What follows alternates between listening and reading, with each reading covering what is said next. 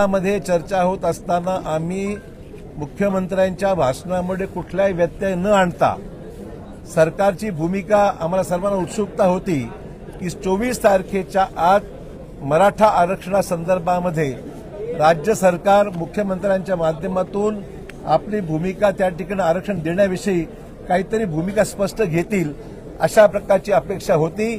ही अपेक्षा सर्वांची फोल ठरलेली आहे आणि उलट त्यांनी मुद्दे उपस्थित केलेल्या मुद्द्यावर किमान आमची भूमिका आम्ही ज्या अर्थी मुंबईमध्ये सह्याद्रीमध्ये झालेल्या बैठकीमध्ये आम्ही आश्वासित त्यांना केलं होतं की मराठा आरक्षण असो, ओबीसी आरक्षण असो, अन्य आरक्षण असो, धनगर आरक्षण असो, या सर्व आरक्षणाच्या बाबतीमध्ये आम्ही सहकार्याची भूमिका घेत आहोत।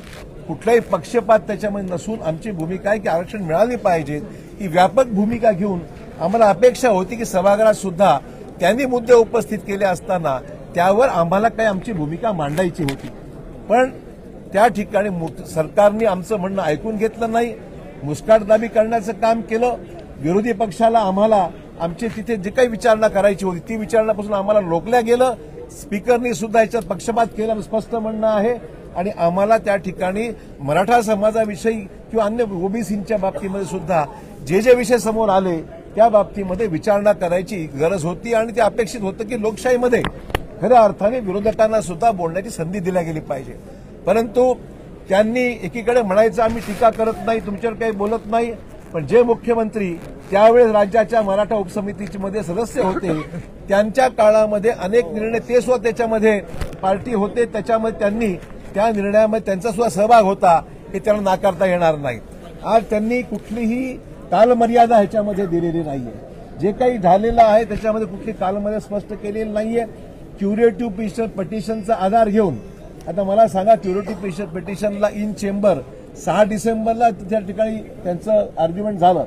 आज आहे 19 तारीख, 6 तारखेपासून 19 तारखेपर्यंत मधल्या काळामध्ये सरकारच्या माध्यमातून कुठेही पाठपुरावा झाला नाही। त्याच्यामध्ये खरं म्हणजे पाठपुरावा झाला असता तर क्रिसमसचं वेकेशन लागलंय, म्हणजे सुप्रीम कोर्ट इन चेंबर जे काही क्युरेटिव्ह ऐकणार आहे ते जानेवारी महिन्यात जाणार आहे आणि त्या अर्थी हा विषय राज्य शासनाच्या पूर्णपणे दुर्लक्ष झाल्यामुळे याच्यामध्ये कुठे मार्ग दिसत नाही। आणि आता 19 डिसेंबर ते 24 डिसेंबर जो मधला कालावधी आहे यांच्याकडे सांगायला काही नाहीये। आज जे मुख्यमंत्री सभागृहात बोलले हा सगळा मागचा इतिहास त्यांनी बोलून दाखवला। याच्यामध्ये क्षणभर सुद्धा त्यांनी कुठलीही नवीन बाब किंवा कुठला नवीन निर्णय किंवा त्यांच्या कालावधीमध्ये कुठली नवीन भूमिका घेतलेली आहे हे कुठेही सांगितलेलं नाही। मागचे सर्व जे काही सारथी बार्टी किंवा जे योजना आखल्या महाज्योती वगैरे हे सगळ्या मागच्याच कालावधीमध्ये घेतलेले निर्णय आहेत की ज्या निर्णयामध्ये या सगळ्या गोष्टी स्पष्ट होत आहेत। आणि आपल्याला मुद्दा मला सांगायला हरकत नाही की अजूनही त्यांनी जे उल्लेख केला एक तर तुम्हाला ज्याला आपण म्हणू की आपण नोकऱ्या देण्याच्या बाबतीमध्ये जो विषय त्यांनी उल्लेख केला अजूनही त्याच्यामध्ये सुपर न्यूमरी पोस्ट ज्याला म्हणू अधिसंख्य पदं निर्माण आम्ही केली हे त्यांनी वाक्य केलं। अजूनही मोठ्या प्रमाणावर लोकांना नोकऱ्या त्याच्यामध्ये मिळालेल्या नाहीयेत। मोठ्या प्रमाणावर त्याच्यामध्ये एमएससीबी आहे, गृह विभाग आहे, पीडब्ल्यूडी आहे, अन्य विभाग आहेत की ज्यांना त्याच्यामध्ये अद्यापही सुपर न्यूमरी किंवा अधिसंख्य पदावर ज्यांची आरक्षणं एसईबीसीमुळे रद्द झाली त्यांना अधिसंख्य पदावर घेण्याचा निर्णय जरी झाला असला प्रत्यक्षात अंमलबजावणी मात्र याची शून्य आहे हे मला मुद्दाम या ठिकाणी सांगितलं पाहिजे।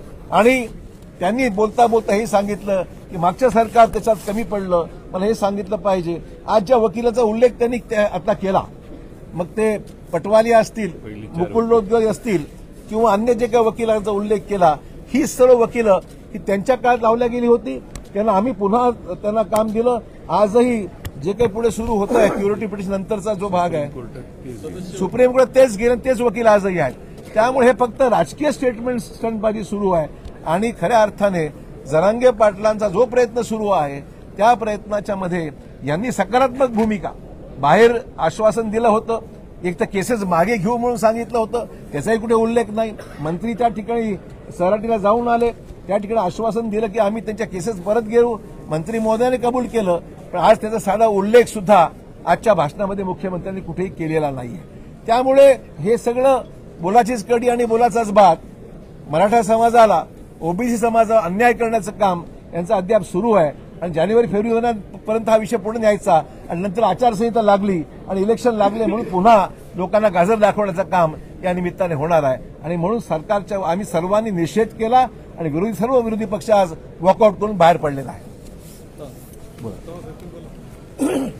आज सरकारने किंवा माननीय मुख्यमंत्र्यांनी जे काही उत्तर दिलं ते समस्त मराठा समाजाची फसवणूक करणारं, मराठा समाजाला वाऱ्यावर सोडणारं उत्तर होतं. खरं तर ओबीसी आणि मराठा दोनही समाजाच्या काही प्रश्न होते या सभागृहामध्ये चर्चेला गेले होते. मराठा समाजाच्या आरक्षणाच्या पासूनचा जो विषय होता त्याला कुठेही ठोस असं उत्तर सरकारने दिलं नाही, मुख्यमंत्री महोदयांनी दिलेलं नाही आणि विशेष करून त्याला कुठली तारखेची मर्यादा पण नाही. म्हणजे आजचं उत्तर खोदा पहाड निकला चुहा असं म्हणता येईल. ते जुनीच रीत टेप वाजवून घासून ती टेप वाजवल्या गेली. पण ठोस निर्णय कधी घेणार? ज्या तारीख पे तारीख तुम्ही दिली आणि तुम्ही 24 तारीख शेवटची दिली होती त्या 24 तारखेच्या आत मराठा समाजाचा आरक्षणाचा प्रश्न सुटेल, ओबीसी समाजाला धक्का न लावता सुटेल अशी जी काही वक्तव्य केली गेली सरकारकडून त्या सर्वांना हरताळ पाचण्याचं काम झालं आणि सर्व समाजाला वाऱ्यावर सोडण्याचं काम झालं. विशेष रूपानं ओबीसीच्या काही समस्या होत्या त्यावर सुद्धा कुठेही ठोस चर्चा निर्णय या ठिकाणी आम्ही सरकारकडून अपेक्षित होतो, ठोस निर्णय अपेक्षित होता. ते सुद्धा कुठेही धनगर समाज, ओबीसी समाज या योजना, जुन्या योजना ज्या आम्ही महाविकास आघाडीचं सरकार असतानाच्या योजना होत्या त्याच योजना परत नव्यानं सांगितलं आणि तिथेही काही सरकारची भूमिका अशी या समाजाला न्याय देणारी नव्हती. एकूणच ओबीसी, मराठा, धनगर हे सर्व प्रश्न अधांतरी ठेवून निवडणुकीपर्यंत वेळ मारून न्यायची आणि आचारसंहिता आली की हात वर करायचं आम्ही देणारच होतो. पण आता आचारसंहिता आली, काही करू शकत नाही अशा प्रकारची सरकारची पळ काढण्याची वृत्ती आजच्या उत्तरातून दिसली. सर, एकंदरीत जर आपण बघितलं तर मुख्यमंत्र्यांनी एक मिनिट आपल्या आजच्या मुख्यमंत्र्यांच्या उत्तराच्या भाषणामध्ये विरोधी पक्षाच्या वतीनं जे गंभीर मुद्दे उपस्थित केलेले त्या सगळ्यांनाच मुख्यमंत्र्यांनी बगल दिली आणि गेले काही महिने सतत जो आग्रह होता की 24 तारीख ही शेवटची तारीख आहे आणि त्याच्या आत निर्णय सरकारने घ्यावा, त्यामध्ये हे सरकार पूर्णपणे अपयशी ठरलेलं आहे. आता पुन्हा वेळ मागून घेण्यातला प्रकार झालेला आहे आणि विशेष अधिवेशन बोलवण्याचं गाजर दाखवण्यात आलेलं आहे. विशेष अधिवेशन जर निवडणुकीची आचारसंहिता घोषित झाली तर घेणं आणि धोरणात्मक निर्णय घेणं हे कायद्याने शक्य होणार नाही. आज मराठा समाजाला किंवा हा जो प्रस्ताव होता तो अनेक वेगळे महाराष्ट्रातले जे आरक्षणाचे प्रश्न आहेत त्या संदर्भात होता. त्यातल्या इतर समाजाच्या आरक्षणाबद्दल कोणतंही भाष्य मुख्यमंत्र्यांनी केलं नाही. जे वकील हायकोर्टात होते तेच सुप्रीम कोर्टात होते. त्यामुळं सुप्रीम कोर्टात आरक्षणाची आणि गायकवाड समितीची बाजू सरळ मांडली नाही हा जो त्यांनी उल्लेख केला हा धादांत खोटा आहे. कारण महाराष्ट्रात जे हायकोर्टात वकील होते तेच आमचं सरकार असताना सुप्रीम कोर्टात होते. त्याचबरोबर सरकारच्या वतीने सरकारला आम्ही काही मागण्या केलेल्या होत्या. त्या आमच्या सगळ्यांच्या भाषणामध्ये काही मुद्दे आम्ही मांडलेले त्याबद्दल न बोलता मागत 2.5-3 वर्षात 4 वर्षात ज्या सवलती सोयी दिलेल्या आहेत, ज्या काही चालू आहेत काही चालू नाहीत, त्या सवलतींवर बोलून मुख्यमंत्र्यांनी आजची वेळ मारून नेली. सरकारकडे काही ठोस नाही हे त्यांच्या भाषणाचा टोन बघता आमच्या सगळ्यांच्या लक्षात आलेलं. पण आम्ही शांतपणे त्यांचं भाषण ऐकलं कारण उत्सुकता होती किमान शेवटी तरी आरक्षणाचा निर्णय ते घोषित करतील. आज महाराष्ट्रात कुणबी समाजाचा ओबीसी कुणबी सर्टिफिकेट देण्याचं प्रमाण जे आहे ते किती आहे त्याची आकडेवारी त्यांनी आतापर्यंत किती कुणबींना सर्टिफिकेट दिली त्याबद्दलही त्यांनी भाष्य केलं नाही. ओबीसी समाजाच्या संदर्भातले ज्या ओबीसी समाजाच्या भावना आहेत त्याबद्दलही त्यांनी कोणतं भाष्य केलं नाही. आणि त्यामुळं राज्याच्या एका प्रमुख मंत्र्यांनी सभागृहात केलेलं भाषण आहे की ओबीसी समाजाला ह्या गोष्टी न दिल्यामुळे ओबीसी समाजावर अन्याय होतो, त्यालाही त्यांनी उत्तर दिलं नाही. त्यामुळं राज्याच्या मुख्यमंत्र्यांनी आजचं केलेलं भाषण हे वेळ काढूपणाचं आणि सभागृहातनं कसं बसं आता आपण निघायचंय या त्यांचा जो नेहमीच्या गोष्टीचा अप्रोच असतो तो अप्रोच आज त्यांच्या भाषणात दिसला.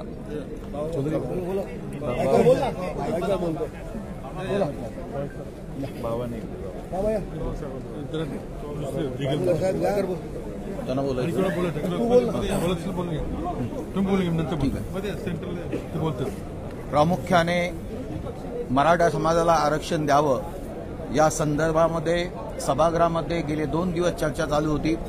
17 तास लगातार ही चर्चा झाली आणि ही चर्चा झाल्यानंतर मराठा समाजाला आरक्षण देणार या पद्धतीने सर्व वातावरण निर्मिती देखील झालेली असताना मराठा समाजाला आरक्षण देतो आम्ही, परंतु ओबीसी समाजाच्या कुठल्याही याला धक्का न घालता आरक्षण देऊ असं सांगतात. पण यातनं मार्ग काढणार कधी?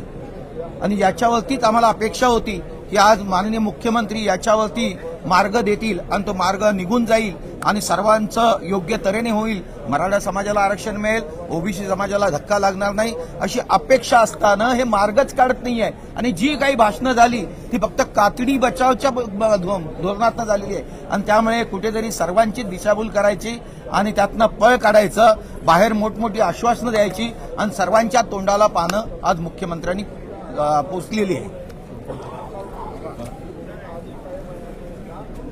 आज मुख्यमंत्र्यांनी 4 दिवस प्रदीर्घ चर्चेला उत्तर दिलं. आम्ही मुळातच पहिल्यांदा आमच्या भाषणात आम्ही भूमिका मांडली होती की आमची मुख्यमंत्र्यांना सहकार्याची भूमिका आहे. हा प्रश्न सकारात्मक पद्धतीने सुटावा अशी आमची भावना आहे.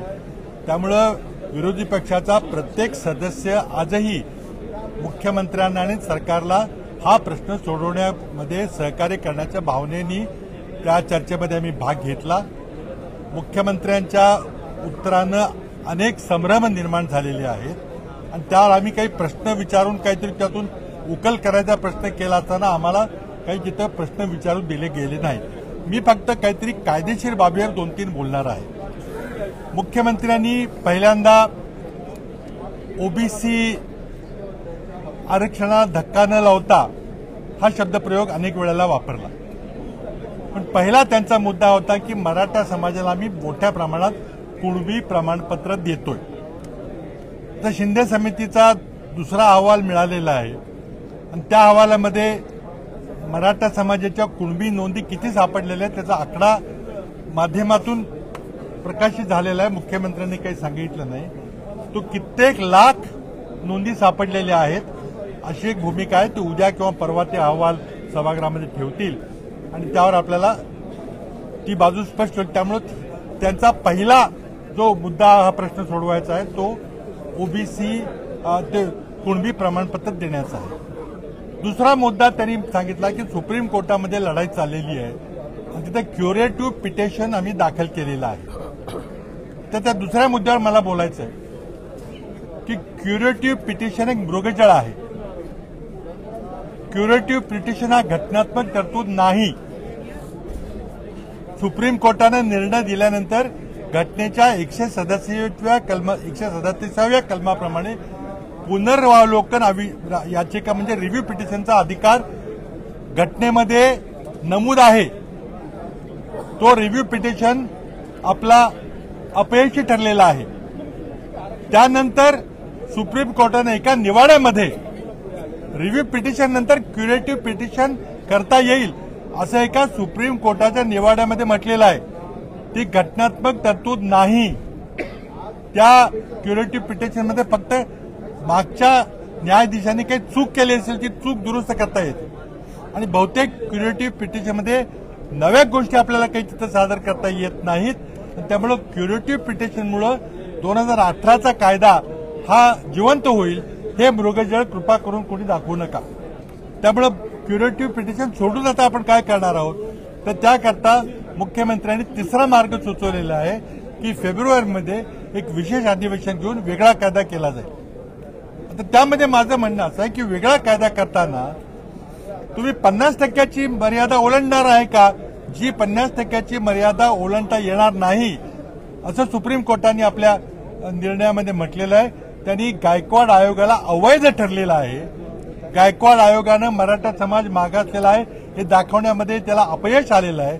त्यामुळे त्यांनी गायकवाड आयोग ग्राह्य धरण्यास नकार दिलेला आहे. अशा परिस्थितीमध्ये आता आपण नवीन आयोग निर्माण करणार आहे, त्याला किती वेळ लागणार आहे ते माहिती नाही. आणि माझी शेवटचा मुद्दा माझा असा आहे की तुम्ही नवीन कायदा करण्याचं आम्हाला आश्वासन देताय, ते फेब्रुवारीमध्ये करू, आम्ही विशेष अधिवेशन घेऊ असं म्हणताय. पण फेब्रुवारीमध्ये आचारसंहिता लागेल, आचारसंहिता लागल्यानंतर आपल्याला काही करता येणार नाही. त्यामुळे माझं सरकारला आव्हान आहे की उद्या विधिमंडळाचं अधिवेशन संपणार आहे, तुम्ही परवा दिवशी तुम्हाला जो काही नवा कायदा करायचा तर अध्यादेश आणा.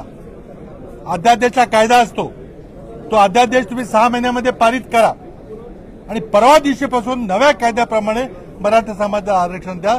तुम्ही फेब्रुवारी अधिवेशनाची वाट बघू नका, पुन्हा एकदा नवीन मृगजळ दाखवू नका. सरकारला संपूर्ण अधिकार आहे. ज्या प्रकारे आमच्या सरकारने अध्यादेश काढून कायदा केला होता तशा प्रकारे तुम्हाला उद्या देखील परवा देखील विशेष अधिवेशन बोलवता येईल, तुम्हाला जानेवारीमध्ये विशेष अधिवेशन बोलवता येईल. पण अधिवेशन बोलवायची गरज नाही. अध्यादेश करून तुम्हाला नवीन कायदा करून कुणाचाही आरक्षणाला धक्का न लावता तुम्हाला मराठा समाजाला आरक्षण देण्याचा तुम्ही जो निर्धार केलेला तो करता येईल. पण तुमची इच्छा असेल तर ते होईल. त्यामुळे सगळं मृगजळ आहे. क्युरिटी पिटिशनचं मृगजळ आहे, फेब्रुवारीचं विशेष अधिवेशन हे मृगजळ आहे. आणि कुणबी दाखले देण्याने जर प्रश्न सुटणार असेल तर मग तसं सांगावं की आम्ही फक्त कुणबी दाखले देऊन हा प्रश्न सोडवणार आहोत. त्यामुळे आमची आज घोर निराशा झालेली आहे. सरकारनं चर्चा न करण्याचा निर्णय घेतलेला, आमचे साधारण प्रश्न सुद्धा घेतलेले नाहीत. त्यामुळं मला वाटतं की सर्व विरोधी पक्ष एकमतानं सरकारचा निषेध या ठिकाणी करतात. अरे हिंदी में अभी मैंने कहा कि हमारी सरकार को पूरी तरह से सहायता करने की मंशा थी. हमने अपने वक्तव्य में कहा था कि हम ये सवाल हल करना चाहते हैं और आपकी मदद करना चाहते हैं, लेकिन सरकार